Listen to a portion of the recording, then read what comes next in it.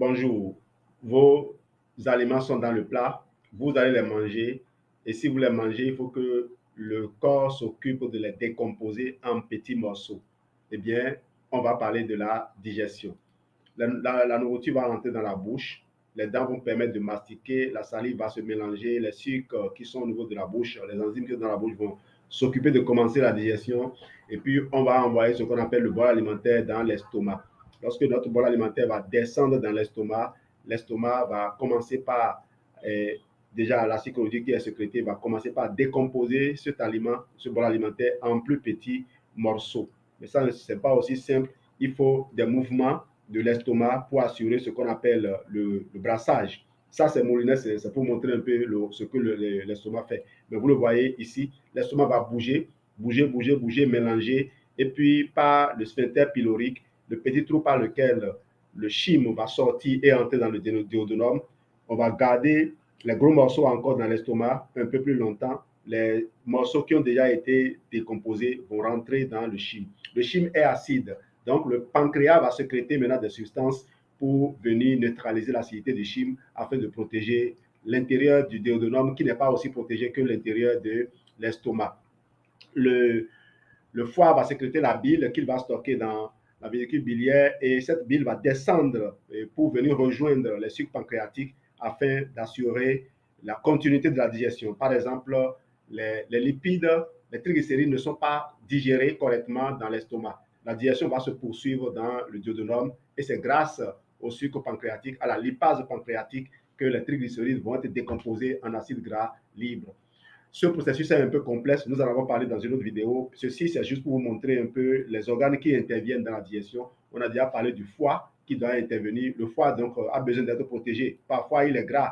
Faire un peu d'exercice va vous permettre d'éliminer ce gras. Ça aussi, on a les moyens de vous accompagner sur ce terrain. La nourriture va rentrer dans l'intestin grêle. C'est déjà là, dans le duodénum. Le duodénum, c'est la première partie de l'intestin grêle.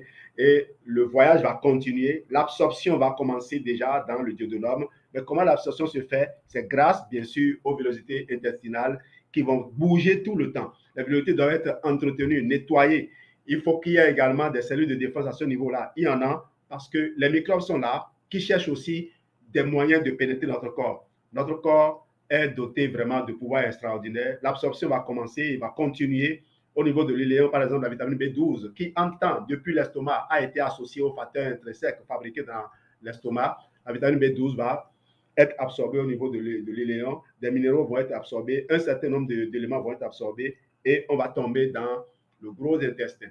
Alors, quand tout a été absorbé, il y a quand même encore les fibres qui ne sont pas du tout digérées. Dans le gros intestin, il n'y a pas de vélocité intestinale. Il n'y a pas de vélocité dans le gros intestin. Et ce qui permet l'activité dans le gros intestin, c'est les bonnes bactéries. Les bonnes bactéries, il faut les remettre. C'est pour cela que dans notre protocole, nous avons prévu les probiotiques. C'est les bonnes bactéries qui vont permettre de décomposer les fibres pour fabriquer, par exemple, la vitamine K également, fabriquer certaines hormones.